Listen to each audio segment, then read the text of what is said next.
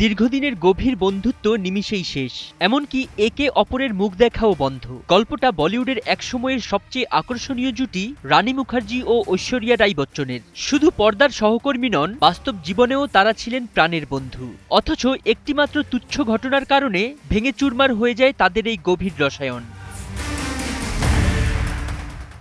এক পুরনো সাক্ষাৎকারে ঐশ্বরিয়া জানিয়েছিলেন, আন্তর্জাতিক একটি কনসার্ট ট্যুরে টানা ৪৫ দিন একসঙ্গে সময় কাটানোর পর তাদের বন্ধুত্ব আরও গভীর হয়ে ওঠে। বিভিন্ন দেশে সফর, একসঙ্গে পারফরম্যান্স এবং পরিবারের সদস্যদের উপস্থিতি সব মিলিয়ে একে অপরকে খুব কাছ থেকে জানার সুযোগ হয়েছিল তাদের।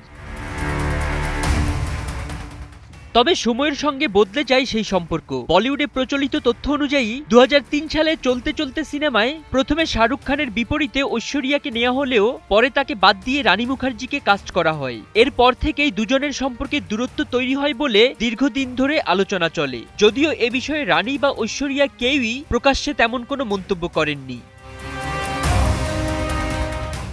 ঐশ্বরিয়ার ভাষায়, রানী খুব আন্তরিক, সহজ সরল এবং বন্ধুবৎসল একজন মানুষ।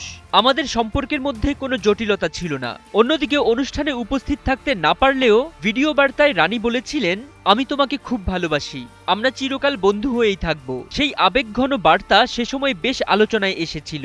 আর এখন এসব দারুণ সম্পর্কের গল্পগুলো শুধুই অতীত। ফরিদ উদ্দিন মোহাম্মদ, সময়ের আলো।